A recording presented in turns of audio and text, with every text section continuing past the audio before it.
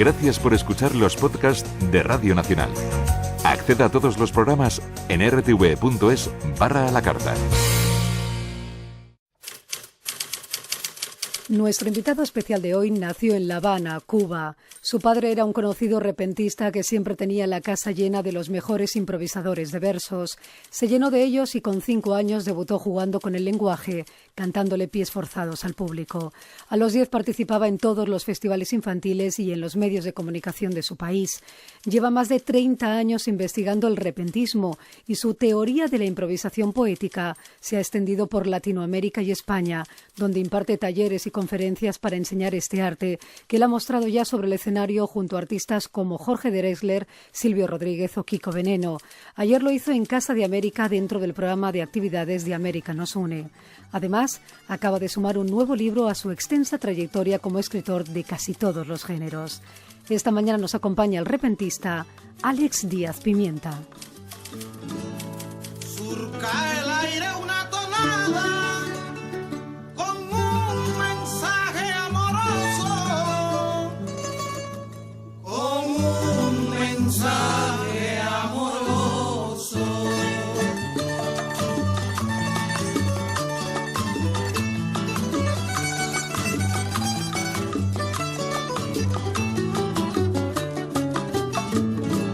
Surca el aire una tonada con un mensaje amoroso. Alexis Díaz Pimienta, el que recibimos con él mismo. Hola Alexis, buenos días.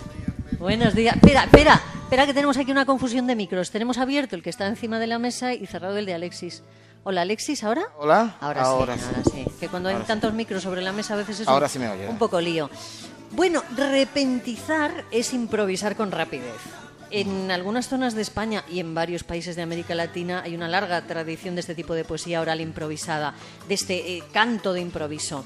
Aunque adopte distintos nombres, hablamos de repentistas, de payadores, de troveros, de trovadores, de versolaris, guapangueros, galeronistas, etcétera, etcétera, etcétera. ¿Siempre estamos hablando de lo mismo?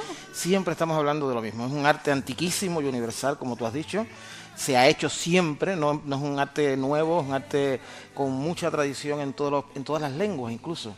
Es también el arte de los cantastores italianos, el arte de los improvisadores de motetus de Cerdeña, o de los improvisadores árabes, o de los franceses. O sea, ha habido y hay improvisación en todo el mundo, y aunque la gente actualmente piensa que son artes que están desaparecidas, puedo dar como buena noticia que todo lo contrario, que hay un renacer del repentismo y de la improvisación en todo el ámbito de la lengua. Oye, Alexis, ¿todos usáis las mismas estructuras, las mismas estrofas? No, ahí donde hay mucha variedad. Ajá, En el caso de Cuba, de México, de Venezuela, Colombia, Latinoamérica, la décima o espinela es la estrofa reina, la estrofa que más se cultiva. Son estrofas de 10 versos 10 octosílabos. versos octosílabos de estructura clásica, pero se improvisa en quintillas, en sextillas, en cuartetas, en redondillas, en distintas estrofas en dependencia del país, de la tradición.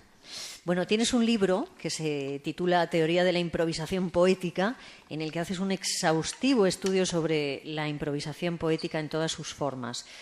¿Cómo se explica que se dé en lugares tan distintos y tan distantes? ¿Por qué? Porque digamos que la improvisación, como la música y como la poesía, es una necesidad. ¿Tú crees? Ontológica. Sí, lo que pasa es que ha sido asociada, por ejemplo, en el caso de Cuba o de los países latinoamericanos, ha sido asociada la improvisación a la raíz hispánica, ibérica, porque también en Brasil se improvisa por la tradición portuguesa que emigró hacia allá, pero había muchas tradiciones indoamericanas, precolombinas, que se mantienen, por ejemplo, en algunas zonas de México, en algunas zonas de Bolivia, en lenguas autóctonas. Por lo tanto, y vas a África y te encuentras la improvisación de los griots de Mauritania, y incluso te vas a lugares tan lejanos como Asia y encuentras que hay tradiciones de improvisación en Japón, en China, en todos los lugares. Quiere decir que la improvisación en sí misma, la improvisación de versos, está asociada a la creación lingüística por una parte y a la creación de poesía y de música tradicional por otra. Y esto no es patrimonio de nadie, de ninguna comunidad, de ningún país, de ninguna lengua, ¿no? Pertenece a todos, a la humanidad. A veces has asociado el repentismo con el funambulismo. O sea, comparas a un repentista con un funambulista. ¿Tú te sientes una especie de funambulista del idioma? Muchas veces. La mayoría de las veces digamos que sí. Porque cuando uno improvisa, tiene la sensación de que está caminando por el hilo finísimo y extenso de la lengua y siempre tiene el riesgo de caer. Yo siempre digo que al repentista cuando está improvisando lo sostiene el público. Gracias a la complicidad de los tímpanos y de las miradas, Sí. Uno logra ese equilibrio desde la primera sílaba de la décima hasta la sílaba 80 cuando termina la estrofa, pero siempre es un camino de búsqueda y de riesgo. Y eso es un arte como el arte del funámbulo, ¿no? De todas maneras, dices que te sostiene el público, pero yo creo que parte de la gracia del espectáculo es pensar que el funambulista puede acabar en la red. Claro, ¿no? A ver si cae. Ese riesgo, esa complicidad, pero fíjate lo que sucede tanto con el funambulista como con el repentista. Cuando el funambulista cae o cuando el repentista se equivoca, el público cómplice aplaude. Reconoce el riesgo, sí, es verdad. porque lo difícil es llegar, no andar el camino. Entonces yo creo que esa complicidad escénica, esa complicidad creativa entre el receptor y el improvisador es muy necesaria y es una de las partes menos estudiadas de la improvisación. Alexis se compara también a veces con un stripper, con una persona que se desnuda en público. Sí, porque la improvisación es eso. Esto como Es quedarse en tanga, ¿no? Es una especie de striptease emotivo. El improvisador, a diferencia del escritor, a diferencia del actor, habla de sí, desde sí mismo y para sí, pero con los demás. Ya. No sé si entiendes el trabalengua. Entonces es como desnudarse. Tú te conviertes en vocero de ti mismo, pero a la vez tienes e intentas ser vocero de cada uno de los receptores. Y si el tema es el agua, intentas que ella tenga sed mirando el agua. Y si el tema es el sol, intenta que todos cojan mi colorcito. Sí. Se bronceen conmigo. O sea, que estás en la cuerda floja del lenguaje. Y si la pifias, no tienes dónde esconderte. Lo que decía, estás en tanga y ahí no hay nada que... El oyente asiste a la génesis del Ya. poema. Pero tú lo comparas también al acto sexual. Esto vas a tener que explicarlo. No es tanto. He dicho alguna vez, y lo repito e insisto, en que la improvisación tiene un componente erotizante. A ver, Tiene un componente erotizante porque hay un intercambio de complicidades a través del diálogo óptico, a través del diálogo gestual, a través de... esto me da placer y yo quiero compartir ese placer contigo. El placer de la lengua compartida, digamos. Entonces eso tiene siempre su rejuego erótico, ¿no? bueno, tú dices que el repentismo es una expresión de libertad. Hombre, yo digo, puede serlo en el contenido, pero lo entiendo al revés en lo que se refiere al continente, porque estás constriñendo la expresión en unos versos determinados. O sea, tienes la obligación de construir octosílabos, por ejemplo, ¿no? Es como ponerle faja al lenguaje, eso. Sí, pero sucede que ahí hay un juego de espejismo creativo. Sucede que esa especie de prisión que se ve desde fuera Sí. Da muchas alas por dentro. Ya lo decía incluso Unamuno cuando hablaba de la fuerza generatriz de la rima, ¿no? La rima, que puede ser un corset porque te obliga a caer siempre en las mismas terminaciones, al ser precisamente limitada, la rima consonante, por ejemplo, que es la rima de la décima, es finita. Las palabras tienen una X cantidad de rimas y se acaban. Esa limitación se convierte a la vez en un ejercicio de búsqueda continua para no repetirte, para recrear y crear con las mismas palabras otras estrofas, otras formas. Entonces no lo veas tanto como una prisión, sino como, digamos, como una casa. Una casa tiene las paredes, pero siempre hay endijas, siempre hay ventanas para escabullirte, salir y volver a entrar. Oye, y si una persona te da una palabra, una expresión, ¿tú puedes improvisar cualquier cosa? Se supone que debas poder. ¿Lo podríamos probar? Podemos probarlo. A mí me encantaría. ¿Con alguien del público? Venga. ¿Qué le pedimos? ¿Una palabra? ¿Una frase? ¿Qué? Una palabra o dos, tres, cuatro, las palabras que queramos. A ver, ¿alguien Hacemos del un público juego. se atreve a darnos una palabra para que Alexis nos demuestre cómo se hace esto? ¿Todos a la vez no? ¿Todos a la vez no? Enredar. Enredar. Con la palabra enredar, ¿quieres más palabras? Bueno, empezamos con esa. Venga, vamos a empezar Con la esta. palabra enredar y sentado en esta mesa, a mí lo que me interesa es ponerme a improvisar tan solo por demostrar que soy improvisador y que me siento mejor cuando no le tengo miedo a la palabra y me enredo en su sonido. El color de una palabra que ha dicho una muchacha sentada frente a mí con la mirada se convierte en otro nicho donde yo no me encapricho a decir lo que he pensado. Pero estoy acostumbrado a enredarme y si me enredo, entonces decirte puedo que esto sí es improvisado. Hoy no es un día cualquiera, hoy es un día enredante. Por eso aquí lo importante es que yo así a la carrera pueda hacer a mi manera las cosas que estoy haciendo y ustedes están tejiendo a través de lo que digo las cosas que yo conmigo muchas veces voy diciendo. Muchas gracias. ¿Qué tío, Alexis? Por Dios, me has dejado muda. Nos ha dejado mudos, ¿eh? A todos, aplaudiendo pero mudos. ¿El repentismo es más una cuestión de técnica o de talento? Mira, yo comencé a improvisar con 5 años, no 5 sabía años. leer ni escribir. No O iba a sea, la escuela. aprendiste a improvisar igual que a hablar casi. Casi a la par, porque mi padre era repentista, en mi casa en La Habana se juntaban los mejores repentistas de la isla, y yo empecé a aprender primero el idioma en verso que el idioma en prosa. Y entonces, claro, ahí, aunque no parecía una escuela, estaba continuamente asistiendo a una escuela. Muchos años después, quizás como una especie de homenaje a mi padre, me dediqué a la creación de escuelas y de enseñanza de la improvisación. Y yo que venía de la improvisación empírica, del aprendizaje por copia de moldes, por mimetismo emocional, digamos, intenté y logré averiguar qué pasaba en mi cabeza y de qué manera mi padre, que había muerto, me había enseñado a improvisar siendo yo un niño que no sabía ni escribir. Y entonces, gracias a eso, ahora te puedo decir que hay parte y parte. Hay mucha técnica y hay muchos improvisadores de las escuelas de repentismo que hay en Cuba, o incluso de las que yo he tenido aquí en España, que han partido de cero y que han aprendido el intríngulis, han aprendido los entresijos de la improvisación a partir de todas esas normas, de todas esas reglas. Una, las normas de la perspectiva literaria, de la estrofa clásica con la que se improvisa; otras, las normas de la lengua que hay que adaptar a este nuevo lenguaje, ¿no? Digamos que la improvisación es un intralenguaje, es un lenguaje dentro del lenguaje. Y eso se puede transmitir, se puede enseñar. Lo que sí no se puede transmitir es que seas un bueno, un malo, un regular, un excelente improvisador. O sea, depende todo el del mundo talento. puede aprender, pero para ser bueno hay que tener un talento especial. Yo parto de un axioma bastante polémico, que es que todo hablante es un potencial improvisante. Si sabes hablar en prosa, puedes aprender a hablar en verso. Claro, pero yo estaba pensando, sabes hablar en prosa y estás pensando en prosa. Normalmente no pensamos en verso. ¿Cómo se traslada el pensamiento al verso? Digamos que ese es el proceso. O sea, yo le digo siempre a los alumnos, todos pensamos en bloques de prosa, ¿no? Somos todos unos pensadores prosaicos.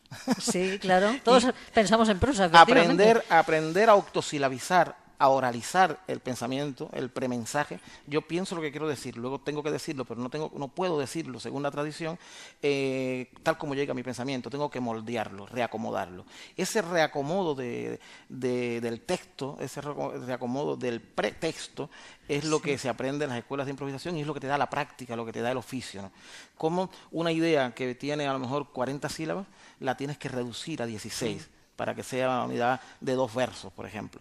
O como todo un párrafo, una parrafada como esta que yo estoy haciendo en 2 minutos, tuviera que reducirla a 10 versos octosílabos, que son 80 sílabas, con un orden específico de A, B, B, A, C, C, D, D, C.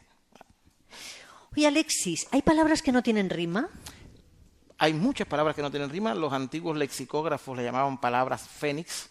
Yo las he rebautizado como palabras tristes, porque no hay nada más triste para una palabra que no tenga rima. Claro. Con ella, claro. Lo que no entiendo es por qué las llamaban palabras fénix. Porque la propia palabra fénix no tiene rima. Digamos que es una claro, metapalabra. Claro. La palabra fénix no tiene rima. Pensé por lo del renacer, digo, no entiendo es una metáfora lingüística. La palabra fénix no tiene rima y entonces todas las palabras que no tienen rima son palabras fénix, ¿no? Dame algunas palabras que no tienen rima. Muy fácil. La palabra siempre no tiene rima. La palabra triunfo no tiene rima. La palabra música. Tan bonita. Tan bonita, tan amada por todos. Bueno, una tarde de fiesta lingüística y poética con Jorge Drexler, encontramos una y se la regalamos a los oyentes. La palabra anacrúsica. Música con anacrúsica, además es lo que yo llamo una rima pertinente, porque la anacrusis tiene que ver con la música y si la encuentras solucionas un escollo que no habían solucionado ni Góngora, ni Quevedo, ni Lope, ni ninguno de los antiguos poetas de la lengua. También un poco en el trabajo docente he tenido que reinventar, que crear terminología para poder hacer más potable todo esto para los niños, porque yo he trabajado mucho con niños de pequeñas edades y además de las palabras tristes he tenido que inventar otros términos para hacerle más agradable el camino hacia la improvisación, ¿no? Y una de las cosas que me ha sido muy cómodo es llamarle a la rima idónea rima pertinente. Hay rimas que son impertinentes y hay rimas que son... Los antiguos poetas del siglo de oro decían el forzóme el consonante, ¿no? Cuando esto no es lo que quería decir, pero la rima me obliga. Entonces, aprender a evitar que te fuerce el consonante, que la lengua diga lo que no quieres decir, es otro de los caminos, digamos. Pero estoy pensando, fíjate, antes pedíamos un pie al público para que tú pudieras improvisar algo sobre ese pie. Si alguien te hubiera dado la palabra música, ¿qué haces? Dices, señora, a su casa. No. Ya desde Los campesinos de América Latina, los campesinos de la Alpujarra aquí en España, muchos de ellos que no han estudiado gramática, ni lingüística, ni poética, han improvisado durante siglos sin caer en esas trampas del idioma, porque para eso hay recursos. Hay un recurso de la... Por ejemplo, la palabra árbol. Árbol no tiene Árbol, rima. no tiene rima. Pero ¿sabes lo que se hace con eso, Pepa? ¿Qué se hace? Se hace el hiperbatón. Se invierte el orden de los versos. Y en vez de decir yo quiero subirme a un árbol, yo digo yo quiero a un árbol subirme.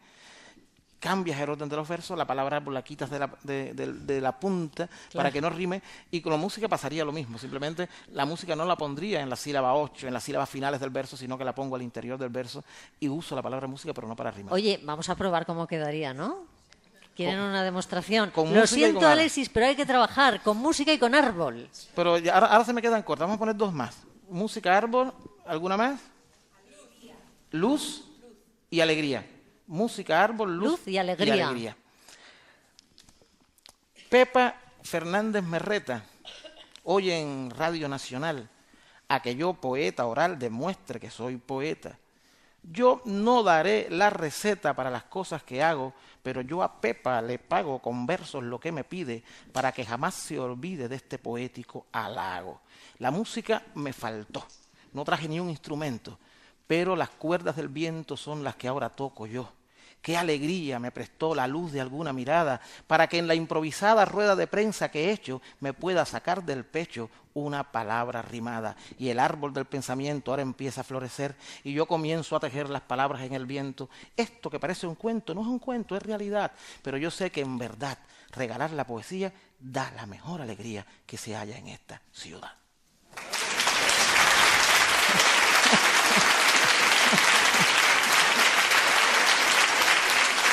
Menuda habilidad la tuya, Alexis. Estamos con Alexis Díaz Pimienta, escritor y repentista cubano que hace cosas fascinantes, como pueden comprobar ustedes a través de la radio. Tú nos hablabas antes, tú naciste en La Habana, en una familia numerosa, una familia muy humilde, y nos contabas que tu padre practicaba el repentismo. Creo que le llamaban el jilguero. El jilguero de Guanabacoa. De Guanabacoa. Sí, porque en Cuba había una tradición, Pepa, de que todos los improvisadores tenían nombre o de aves o de referencia indígena. El jilguero de Guanabacoa, el jilguero de Cienfuegos, el sinsonte de las villas, el canario, o el indio Naborí, que ha sido el gran improvisador de Cuba en el siglo XX, el cacique de las villas, etcétera. Entonces son nombres artísticos muy típicos también en el flamenco y en otras tradiciones de poesía oral. Pero tan pequeño tú no podías ser consciente de lo que hacía tu padre, ¿no? Yo creo que yo sabía que era algo diferente, era divertido, era lúdico, y para mí, te cuento una anécdota que siempre cuento de cómo dicen mis padres, yo no me acuerdo, cómo dicen mis padres que yo empecé a improvisar.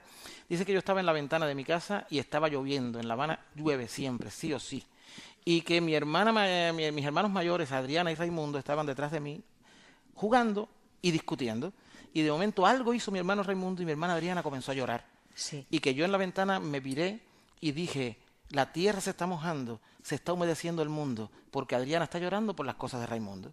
Claro, pero yo tenía 4 años y medio, 5. Inmediatamente mi madre me cogió y me llevó al psicólogo. Fue una cosa detrás de otra, y del psicólogo al psiquiatra y del psiquiatra a la casa de los poetas. Este niño no va fino, ¿no? Algo le pasa. Algo está pasando. Claro, pero algo así te pasó a ti también con tu hijo Axel, ¿no? Claro. Pero a él le enseñaste queriendo. Sí. Yo lo que hice fue, no me quise quedar con las dudas, ¿no?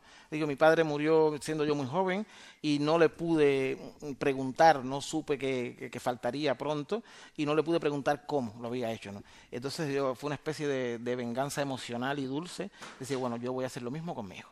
Y cuando mi hijo tenía 4 años, comencé.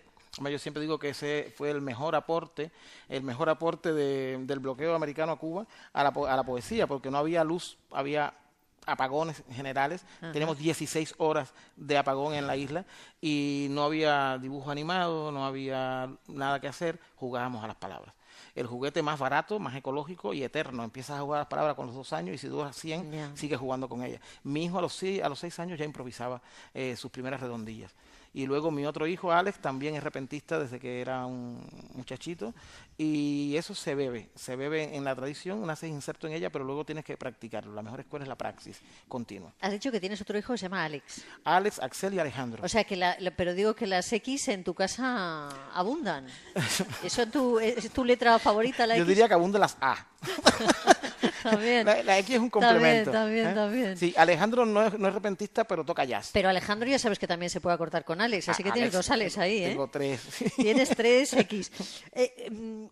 ¿Los diccionarios son tus libros favoritos?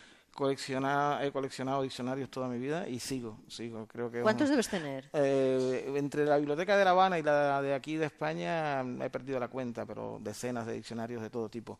Veo un diccionario y me lo llevo, aunque sea de caracoles, y no me gustan los caracoles. Da igual, ¿no? Pero por si algún día tengo que versar sobre caracoles, si tengo que escribir sobre caracoles, ya no tengo que meterme en internet. Yo digo, si algún día hay un apagón digital, yo tendré mis diccionarios Vas a analógicos. a sobrevivir.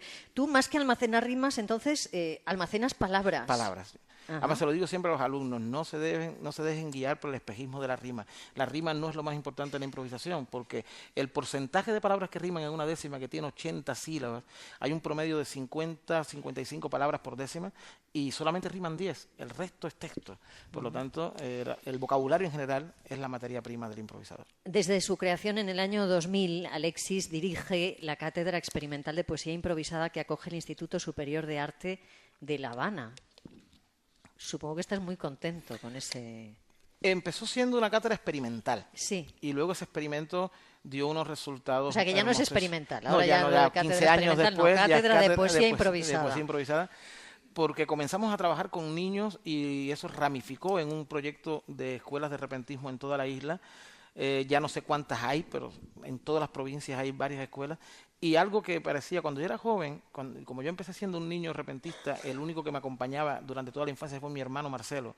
Y éramos como dos aves raras, ¿no?, en el mundo de la infancia. Mientras los demás niños estaban jugando al béisbol, nosotros estábamos jugando a la rima.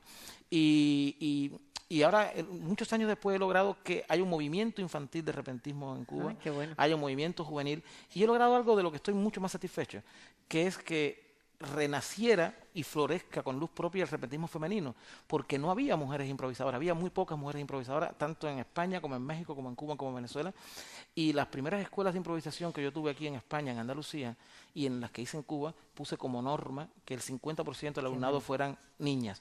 Ajá. Y eso ha dado como resultado que hay un movimiento femenino, juvenil, infantil de improvisadores que me tiene muy feliz. Sí. Bueno, tú has publicado un montón de libros, has cultivado todos los géneros literarios. Aquí tengo los dos últimos, ¿no? Acabas de publicar en Scriptamanen el libro de poemas Diario erótico de Robinson Crusoe y venías de publicar un libro de poesías para niños. O sea, tú vas de un extremo a otro, ¿no? Bueno, son libros de distintas etapas Ya, de la vida. de la vida. Sí. No confundir el diario erótico con el libro para niños. Yo he publicado en los últimos años mucha literatura para niños, mucha. Ese personaje, Chamaquili, ¿Sí? es un personaje inspirado en mi hijo Alejandro cuando nació.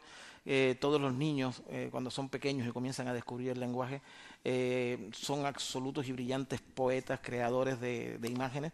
Y yo lo que hago, porque el libro, se han publicado 10 títulos ya en una saga poética, se ha publicado en Cuba y ahora comienza a publicarse en España. Yo lo que hice y hago es rescatar todas esas cosas, todas esas preguntas, todos esos asombros de un niño pequeño y darle forma poética, darle forma estrófica. Y me tienen muy contento. Los Chamaquilis, lo que más me contenta es la reacción de los lectores. Claro. Caminar por La Habana o por cualquier provincia de Cuba y ver que las madres han convertido Chamaquili en un vocativo para hablar con sus hijos, ¿no? Qué bueno. Chamaquili, no, bájate del banco. Alexis, hay mucha gente que te pregunta ¿por qué sigues improvisando si ya eres escritor? Porque, como digo, tienes muchos libros publicados, como si ser escritor te colocara en una categoría superior. ¿Te molesta eso? Sí, me molesta porque... me molesta pero no me enfada. Entiendo que el repentismo es un arte muy desconocido todavía, a pesar de que lleva mucho más siglos que la escritura en la voz de los seres humanos. Sino, me molesta que se cree a nivel cultural y a nivel emocional una jerarquía creativa entre las artes orales y las artes escriturales. La literatura escrita tiene sus cánones, tiene sus registros, tiene su forma de crearse, sus tempos, y la oral es otra, mientras que la oral necesita esta inmediatez, esta tactilidad visual, esta complicidad con el receptor. La escritura es un arte solitario. Por ejemplo, Diario erótico de Robinson Crusoe es un libro escrito en décimas, que es una tradición también bibliográfica y editorial muy cubana. Hay decenas, cientos de libros de décimas publicados en Cuba, pero la diferencia entre las décimas que improviso aquí en la radio en un minuto y las del Diario erótico es que puede ser que algún poema de eso haya tardado un mes en escribirlo, buscando la palabra precisa. Ahí hay décimas que tienen 25 años de trabajo, no de trabajo, sino de que se crearon hasta que se han publicado. Claro. Por lo tanto, es una relación con la creatividad, con el lenguaje distinto. Y entonces, ¿por qué jerarquizar? ¿Por qué decir que la improvisación es un camino hacia la literatura cuando en mi caso ha sido a la inversa? ¿No? Yo empecé a improvisar desde niño, antes de saber escribir y leer, luego comencé a escribir y el ejercicio de la literatura escrita ha nutrido, es cierto, mi improvisación, pero ¿cuánto de la improvisación habrá nutrido mis libros? Eso no lo puedo decir yo, pero creo que por ahí está no el enfado, pero sí lo incómodo es un poco de la comparación. Efectivamente, pero he visto que incluso tienes una versión en verso del Quijote. Sí, es una de las quijotadas más grandes que he hecho. Es un atrevimiento, sí. O sea, ¿a ti te gusta realmente ponerle la música del verso a la prosa? En realidad eso fue lo que hice con Cervantes porque era un reto demasiado. Lógicamente a mí no se me hubiera ocurrido, fue un encargo. Cuando el centenario de la primera parte... Menudo encarguito, ¿no? Pues... Más bien con encargo fue una encerrona. Fue una encerrona que me hicieron dos amigos que conocen mi trabajo, Abel Prieto, entonces ministro de Cultura de Cuba, y Carmen Calvo, que era entonces ministra de Cultura aquí en España. Cuando se cumplió el 4º centenario de la primera parte del Quijote, dicen, ¿y por qué? ¿Qué puede aportar la literatura cubana a este homenaje, a este centenario? Y se les ocurrió que yo podría intentar hacer... Yo, si me lo pienso, no lo hubiera hecho, pero me lo dijeron en una mesa después de un gran ágape y después de tomarme una botella de vino, y confié en las fuerzas de Baco. Y al final agradezco la encerrona porque ha sido uno de los libros que más he disfrutado de trabajar. Fue muy difícil, 16, 14 horas diarias de escritura, porque fue un poco en muy poco tiempo. Y enloquecí. Mi familia decía que solo me faltaba salir a buscar molinos de viento. Pero sí enloquecí. Pero también te digo que nunca, con todo lo que he escrito, nunca me he reído tanto que reescribiendo el Quijote. A carcajadas. Es tan divertido. Es un libro tan divertido. Oye, me han dicho, Alexis, que no te gusta ensayar las controversias. O sea, esos enfrentamientos, esos desafíos entre varios repentistas. No puedo. Yo soy un defensor a ultranza del repentismo kamikaze, del repentismo arriesgado, del funambulismo real. Y entonces creo que por ejemplo, incluso cuando trabajo con músicos, con orquestas, yo no voy a los ensayos. Si voy a los ensayos voy a ver la arquitectura, pero no puedo ensayar porque siempre pienso que es gastar energía creativa que luego voy a necesitar en el escenario. Es como si sueltas todo en el ensayo y ahora qué haces cuando llegas a la vida real, ¿no? Repentismo puro, repentismo impuro, controversias que se preparan o que se teatralizan, no me interesan tanto. Tuve durante mucho tiempo que hacerlo, en la televisión, en la radio, en los espectáculos donde tenía que actuar cuando era más joven, pero hace muchos años que abogué por la libertad absoluta y el riesgo. Después te voy a pedir algo para acabar esta entrevista, pero antes vamos a dejar que sea Carlos Santos el que te ponga a prueba, de alguna forma, con su retrato, porque él pinta retratos, también sobre la marcha, aunque se los puede preparar un poquito más que tú. Sí, a mí me ha dado más tiempo a estudiarlo. Bueno, de colorcito, que diría él, bronceado, bigote y perilla grises, ojos bien abiertos, sonrisa ancha, deportivas, camiseta y pantalones informales de tono azul, salvo la suela del calzado, que es completamente rosa. Es uno de los escritores más notables de su generación, pero ya se han dado cuenta, es un torrente de energía creativa y el más grande improvisador de América, después, eso sí, del jilguero de Guanabacoa. Imposible resistir la tentación de retratarlo con versos, que a la espera de apuntarme a sus cursos, pues los he tenido que ir escribiendo, lo siento. Basi. Quisiera ser repentista y hacer del verso herramienta, imitando a Díaz Pimienta, que en esto es un gran artista. Pero por más que me esmero, ni a sus pies llego siquiera. No se crean que cualquiera sirve para ser trovero. Y es que aunque no tenga miedo a la versificación, solo a duras penas puedo hacer improvisación, un arte de minorías que requiere de talento, retentiva, simpatía, de mucho conocimiento y esa singular manía de equilibrista confeso que disfruta cada día contándolo verso a verso. Pero por eso en este remedo de ripios improvisados, tan solo a decir me atrevo, nos ha dejado encantados. Gracias por su compañía, su repetización, su enredante poesía que nos rasca el corazón y por sacar las palabras de su incómoda prisión. Solo queda por mi parte, buen amigo americano, reiterar mi admiración y la de los escuchantes en la radio soberanos que la van a demostrar aplaudiéndole a dos manos. Wow. Hermosísimo. Pues ya ves. Aquí también tenemos a nuestros improvisadores, aunque no improvisan tan rápidamente como tú. Bueno, has actuado dentro del programa América nos une con un espectáculo ayer por la tarde, ¿fue, no? Ayer. En este mismo salón. En este mismo salón. Un espectáculo, me gusta mucho el título, se titula Improvisábado. Era improvisábado porque era sábado, ¿no? Sí. Improvisación, poesía, performance, en el que compartiste escenario con tu mujer, la cantadora flamenca Charo Martín, que está aquí con nosotros. Hola, Charo, buenos días. Buenos días. Menudo torbellino tienes en casa. Sí, sí, sí. Es difícil estar. Lo que hacéis vosotros es una buena muestra de eso que tú has creado, el repentismo fusión, ¿no? Claro, hace muchos años yo comencé a intentar sacar el repentismo del ámbito puramente tradicional y mezclarlo con otras artes, con la plástica, con el cine, con la canción de autor, con la literatura escrita, con el flamenco. Ajá. Entonces con Charo era muy tentador el mundo del flamenco, siempre desde que yo era joven en Cuba. Toda la poesía de Lorca y todas las referencias a Andalucía pasaban por ese mundo mágico del flamenco, de los gitanos, del Sacromonte. Y entonces ahora estamos de fiesta continuamente porque hemos logrado fusionar la improvisación y el cante flamenco y darle un giro más de tuerca, porque hacemos mucho performance, muchas aventuras, muchas locuras. ¿Y creéis que podríais hacernos una pequeña demostración de lo que hacéis? ¿Sí? ¿De vuestro trabajo? Tenemos dos micros ahí de pie, por si os van mejor. No, estamos bien aquí. ¿Aquí estáis bien? Ya le cogí gustito el asiento. Charo, tú estás bien, ¿no? Aquí. Yo creo que sí. Pues sí, venga, vamos a ver qué son capaces de hacer Alexis y Charo. Bueno, normalmente el repentismo se hace con música, con guitarra, laúd y tres, y el flamenco ya saben que lleva también guitarra flamenca. Nosotros intentamos, sin instrumentos, recuperar ese espíritu, ¿no? Uh-huh. Pero un poquito para que los oyentes un poco tengan una referencia de cómo sería con el punto, yo voy a cantar, aunque los instrumentos ustedes se lo imaginen, y vamos a hacer una controversia. Por exigencias de la pobreza que tenemos ahora mismo aquí, pues vamos a hacer una controversia de punto guajiro y repentismo. Venga. Dice así. Hoy en Radio Nacional se me ha pedido que cante. Hoy en Radio Nacional se me ha pedido que cante. Me piden que me levante, yo sentado lo hago igual. Vino Charo, menos mal que viene con el cubano, para con agua en la mano poder hacer el momento. Repentismo sobre el viento, con cierto toque gitano.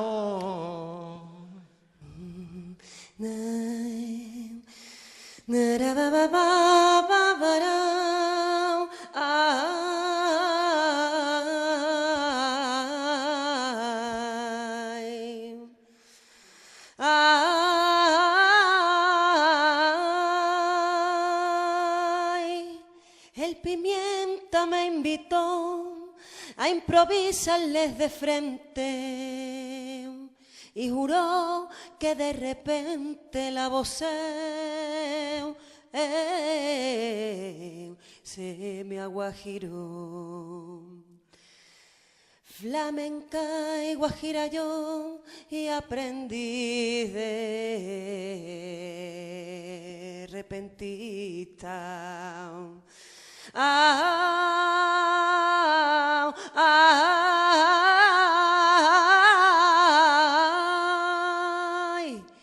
Voy a subirme a esta pista con un inmenso placer para ver si puedo ser cantadora y repentista.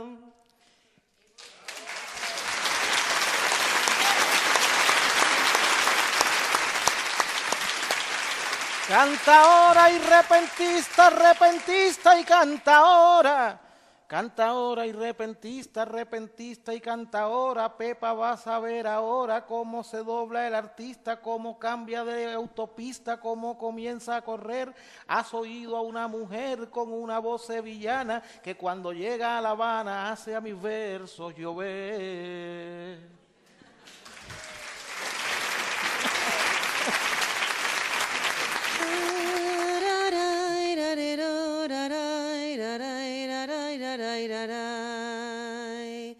Y ay,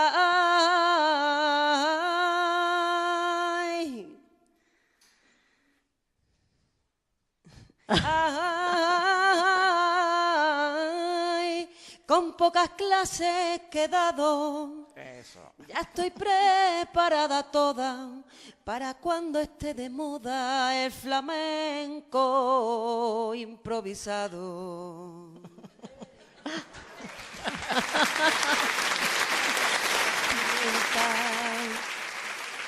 Pimienta, ya te he calado, ya de todo me doy cuenta. Ay,